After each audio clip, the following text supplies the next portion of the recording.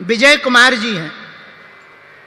उन्होंने कहा महाराज परमात्मा होते हैं हाँ या ना?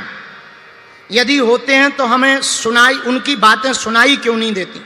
हमें पक्षियों की बात सुनाई देती, पशुओं की बात सुनाई देती, पर परमात्मा की बात क्यों नहीं सुनाई देती? विजय कुमार, तुम्हारे कान खराब होंगे, तुम अपने कान ठीक करवाओ। अरे परमात्मा की पुकार सुनाई तो देती है, तुम सुन नहीं रहे। अब तुम कहोगे कि कौन सी आवाज है, कौन सी भाषा में बोलता है? भगवान तो सभी भाषाओं में बोलते हैं, क्योंकि भगवान की अपनी निजी भाषा थोड़ी है, भगवान की तो भाव की भाषा है। कोई हिंदी में प्रार्थना करे, कोई अंग्रेजी में करे, कोई फारसी में करे, कोई उर्दू में करे, कोई तमिल में करे, कोई मलयालम में करे, कोई जर्मनी में करे, कोई फ्रांसीसी भाषा में प्रार्थना करे। तो इसका मतलब ये थोड़ी कि भगवान ये कहेगा कि नहीं नहीं हम तमिल भाषा नहीं समझते, हिंदी में ही बताओ। नहीं, तुम तो किसी भी भाषा में प्रार्थना करो, भगवान भाषा को नहीं देखते, भगवान भेष को नहीं देखते, भगवान भोजन को नहीं देखते, भगवान तो भाव को देखते हैं। भाव की भाषा भगवान सुनते हैं, तो भाव की ही भाषा बोलते हैं। आपने कहा कि हमें सुनाई नहीं देता। अंतर मन में जो परमात्मा बैठा है वो तो बहुत बार बोलता, बस तुम सुन नहीं पाते। कारण पूज्य श्री नारायण दास भक्तमाली जी मामा जी कहते हैं कि हम परमात्मा के सन्मुख नहीं हैं तो पास, लेकिन एक बिस्तर पर दो लोग लेटे हों पर उल्टे लेटे हों, एक दूसरे की तरफ पीठ किए हों, तो दोनों का मुख नहीं दिखाई देगा। दोनों का मुख कब दिखाई देगा? जब आमने सामने हो। उसी प्रकार परमात्मा है तो अंदर, पर तुमने उनकी तरफ पीठ कर ली है तो वो ना तुम्हें दिखाई देता ना उनकी आवाज सुनाई देती है। तो एक उपाय है विजय कुमार जी, 63 की बजाय तुम 36 की बजाय तुम 63 हो जाओ। 36 रहोगे तो उल्टे रहोगे और 63 हो जाओगे तो दोनों आमने सामने हो जाओगे। तो 36 की जगह 63 हो जाओ तो भगवान की बात सुनाई दे सकती है। अब आप कहोगे महाराज ये 63 क्या है? चलो 63 के बारे में भी सुनो। विजय जी 63 का मतलब है भगवान के सन्मुख होना। आहा, रामचरितमानस में गोस्वामी जी ने लिखा, सन्मुख हो ही जीव मोहि जब ही और जन्म कोटि अघ नासहित होई। जब जब जीवात्मा परमात्मा के सामने जाता है, भगवान गोस्वामी श्री तुलसीदास जी कहते भैया उसके जन्म जन्मों के पाप कट जाते हैं। बोलो सीताराम, और जोर से बोलो। एक बात और विजय कुमार, आप कहते कि परमात्मा की बातें सुनाई नहीं देती, दिखाई नहीं देते। सुनो, जब मंत्री या मुख्यमंत्री बिजी हो जाते हैं तो वो अपने पीए को भेज देते हैं। उसी प्रकार जब परमात्मा नहीं आ पाते हैं तो वो महात्माओं को भेज देते हैं। तुम्हें परमात्मा की बात नहीं सुनाई दे रही पर महात्माओं की तो सुनाई दे रही, और अगर महात्माओं की नहीं सुनाई दे रही तो परमात्मा की भी सुनाई नहीं देगी। बोलो सीताराम। तीसरी बात, इसी में पांचवी बात, 4 हो गई, पांचवी बात विजय कुमार, पांचवी बात यह है कि अगर परमात्मा की बात को सुनना है तो पहले आत्मा की पुकार को सुनना पड़ेगा। आत्मा की पुकार को सुन लोगे तो परमात्मा की पुकार सुनाई देगी। अब आत्मा की पुकार कैसे सुने? अंतर मन में उतर कर। बाहर भगवान को नहीं खोजा जा सकता। जो बाहर खोजता है वो पा नहीं पाता है, जो अंदर खोजता है वही प्रभु को पा जाता है। तो या तो तुम महात्मा की बात को परमात्मा की बात मानो, पर महात्मा की बातों पर भरोसा नहीं है तो आत्मा की बात को सुनना प्रारंभ करो। तुम्हारी आत्मा नित्य बोल रही है, हर पल बोल रही है, पुकार पुकार करके बोल रही है, बस तुम्हें सुनाई नहीं पड़ रहा। बोलो सीताराम। ऐसे समझो, एक महात्मा के पास पारसमणि थी, और पारसमणि का गुण था वो लोहे में स्पर्श कराओ तो सोना बना देती। लेकिन अगर पारसमणि कपड़े में लपेट दी जाए और लोहे में रख दी जाए तो क्या लोहे को सोना बना पाएगी? बोलो हाँ या ना, जोर से बोलो। बना पाएगी? नहीं बना पाएगी।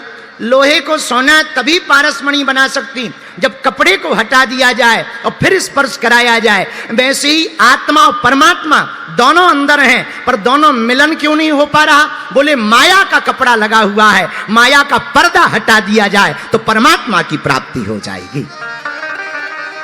इसका एक उदाहरण और सुनो। आहा, एक बार हम कथा कर रहे थे, बहुत पुरानी बात है, बुंदेलखंड क्षेत्र के ही कोने में, यूपी से लगा हुआ एक जगह है मोठ, झांसी के पास। वहां से एक और बगल में गांव था 60 किलोमीटर। तो झांसी पार होते हुए हमें जाना था। पुराना जमाना, उस जमाने में सीधी सादी कथाएं होती थी हमारी। तो एक ही गाड़ी में पूरे कलाकार भर जाते थे, और गाड़ी तो हम पे थी नहीं, किराए की थी, ओमनी। ओमनी आपने देखी होगी, गैस सिलेंडर से चलती है, और कई बार गैस जाम हो जाए तो खुद की गैस निकल पड़ती है, इतना धक्का लगवाते थे। हाँ, ओमनी गाड़ी थी, तो गैस सिलेंडर से चलने वाली गाड़ी। लेकिन हमने ललक ललक में एक साथ 2 कथाएं ले ली। तो सुबह करें यहां, शाम को करें दूसरी जगह। सुबह की कथा करें, जल्दी से गाड़ी में बैठे, वहीं भोजन पावें और गाड़ी दौड़वावें और जल्दी से उतरें, फिर मंच पे पहुंच जावें। तो एक दिन कथा में बड़े लेट हो गए। अच्छा, हम टाइम के तो पक्के हैं, हम बहुत पक्के हैं समय के, भगवान की बहुत कृपा है। घड़ी लेट हो जाती है पर हम लेट नहीं होते, इसलिए हम घड़ी पहनते ही नहीं हैं कि हमेशा आगे चली जाती है, हमसे पहनना क्या, जो हमारे साथ चल नहीं सकती है, ऐसे लोगों को साथ में रखना क्या है? आओ, आओ, ऐसे लोगों को साथ में क्या रखना जो हमारे साथ नहीं चल सकते। तो हम इसलिए घड़ी पहनते नहीं। बहुत लोग कहते हैं आप घड़ी क्यों नहीं पहनते? हम क्या घड़ी कौन पहने, बेफिजूली की बात। समय समय पर होते है समय समय की बात, किसी समय का दिन बड़ा, किसी समय की रात। समय समय पर होते है समय समय की बात, राम जन्म का दिन बड़ा तो कृष्ण जन्म की रात। तो घड़ी, हम समय के तो पक्के हैं ही हैं, बहुत पक्के हैं। एक दिन बहुत लेट हो गए कथा में, तो हम जल्दी जल्दी बैठे। हमने ड्राइवर से कहा भैया थोड़ा तेज चलाओ। भैया साधारण सी गाड़ी, सीधी सादी गाड़ी, जलेबी जैसी गाड़ी, जैसे ही चली 80 की स्पीड में वो ऐसे कपने लगी जैसे भूत भर गए हों, लगी कपवे। अब ड्राइवर बोले इतने ही दम है। अरे हमका बहुत दम है, चले चलो। एक खतरा हो गया। ध्यान से सुनना, बड़ी उदाहरण की कथा है। एक घटना हो गई, घटना छोटी सी घटी पर अच्छी घटी। पूछो क्या? इधर से हम 80 की स्पीड में जा रहे थे, उधर से ट्रेन चली आ रही थी, और वो भी लगभग 100-150 की स्पीड में। भयंकर ताप्ती गंगा एक्सप्रेस वो सीटी लगाती हुए चली आ रही है। इधर से गुरुजी चले जा रहे हनहनात, वाइब्रेशन मोड में गाड़ी, और पूरे कलाकार बैठे। बीच में तबला ऐसे बजे जैसे राग ताल छिन गया। तबले भी बज रहे, ढोलक भी बज रही। जितने कलाकार थे सब कीर्तन कर रहे कि आज एक बार पहुंच जाएं, लौट के गुरुजी के साथ नहीं बैठेंगे। हमने ड्राइवर को कहा लेट हो रहे, 50 रुपये एक्स्ट्रा ले लेना और तेज कर। ड्राइवर बोला महाराज इतना ही कांटा है, अब आगे तो फेल ही फेल है, इंजन भी फेल हो सकता है। हम कहा ठीक है इतने पे ही चलो। इधर से हम जा रहे, उधर से ट्रेन आ रही, और वो भी भैया बड़ी स्पीड में। और किस्मत की बात, हमारा जाना हुआ रेलवे ट्रैक पर और ट्रेन का भी उसी समय आना हुआ, और दोनों ने ही ब्रेक नहीं लगाया, लेकिन दोनों निकल गए और हम बच गए। तब तो कथा सुना रहे। तुम सोच रहे हो कि घल गए होंगे गुरुजी। नहीं नहीं नहीं, हम भी निकल गए, ट्रेन भी निकल गई और दोनों बच गए। पूछो कैसे? पूछो पूछो। पुल के नीचे से निकले थे हम। पुल के नीचे से निकले थे, तो हम भी बच गए, ट्रेन भी बच गई, वरना ट्रेन को भी तो कुछ हो सकता था। हम भी बच गए, ट्रेन भी बच गई। ऐसे ही कथा में होता है। कभी कभी भक्त भगवान की कथा को सुनकर भगवान की तरफ दौड़ पड़ता है, तो भगवान भी मिलने के लिए भक्त की तरफ दौड़ पड़ते हैं, लेकिन बीच में माया का पुल आ जाता है। दोनों का टकराव नहीं हो पाता है और दोनों का मिलन नहीं हो पाता है। यह भगवंत तक पहुंचा के रहेगी। बोलो सीताराम, जोर से बोलो।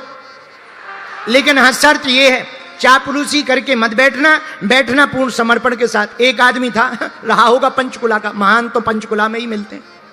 एक आदमी पंचकुला में था, भयंकर बुद्धिमान आदमी। उसने सोचा रेलगाड़ी से जाना है, करें क्या? तो उसने नकली सांप पकड़ा। नकली सांप लिया, रेलगाड़ी के डब्बा में गया, एक कोने में डाल दिया, और जैसे ही डाला डब्बा भयंकर भरा हुआ था, खचाखच, बैठने की क्या पांव रखने की जगह नहीं। ये चिल्ला के बोला, अरे सांप है, सांप है, सांप है। पूरा डिब्बा खाली हो गया। और जैसे ही डिब्बा खाली हुआ, इसने कहा देखो क्या बढ़िया बुद्धि लगाई, चूंकि पंचकुला का था ना। लेट गया कुर्सी पर, पूरी रात सोता रहा। बोले अब तो बहुत बढ़िया है, दिल्ली सुबह आएगी, बढ़िया सुबह उठ जाएंगे, बढ़िया। पूरी रात सोता रहा। सुबह हुई, रेलवे स्टेशन पर चाय वाला है, चाय ले लो चाय। इसको लगा स्टेशन आ गई, लगता है दिल्ली आ गई। जागा, चाय वाले को बुलाए, चाय दो। चाय पीने लगा। भैया ये कौन सा रेलवे स्टेशन है? बोले पंचकुला है। कौन सा रेलवे स्टेशन? बोले पंचकुला। तो अब ये सोचने लगा कि रात को तो हम चले तो पंचकुला से ही थे। बोले भैया चले जरूर होंगे, पर ये डिब्बा गया ही नहीं, रात में इसमें सांप निकल आया तो ये डिब्बा छोड़ दिया गया है।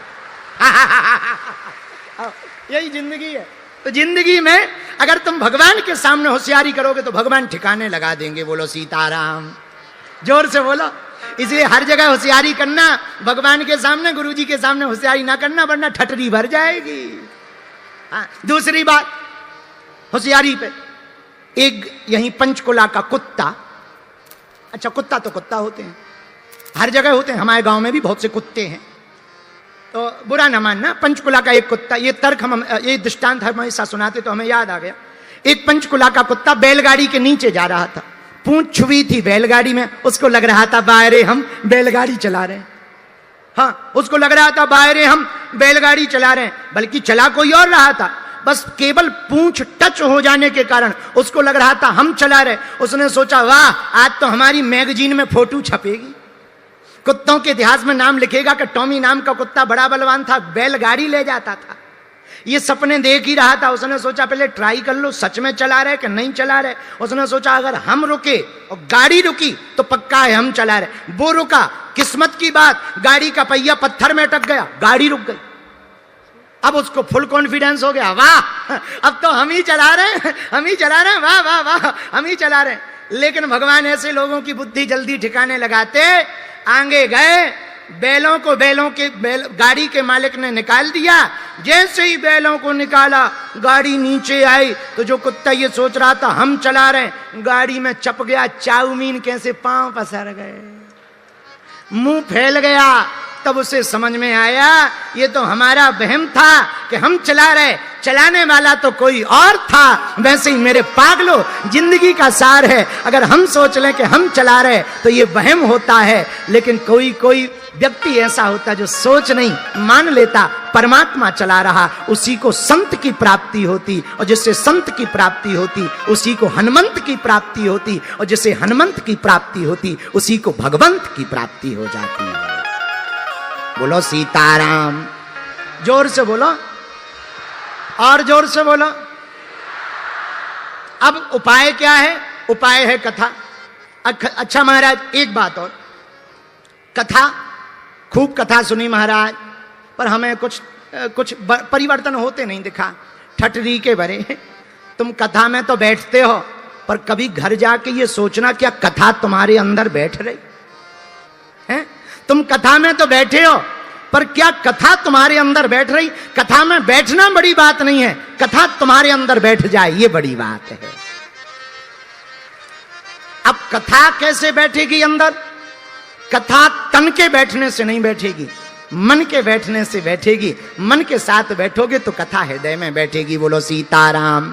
अब कथा में तुम इधर बैठे हो और सपना देख रहे हो कि वाह चंडीगढ़ में बढ़िया चाउमीन खा रहे, चंडीगढ़ में बढ़िया फुल्की खा रहे, चाट खा रहे हैं, तो तन यहाँ है, मन वहाँ है, तो कथा का कोई फायदा नहीं। कथा का फायदा क्या? तन और मन, हम लोग तन को चमकाते हैं, मन को चमकाना भूल जाते हैं। तन को चमकाओगे तो सिर्फ मंदिर तक जाओगे, मन को चमकाओगे तो परमात्मा तक पहुंच जाओगे।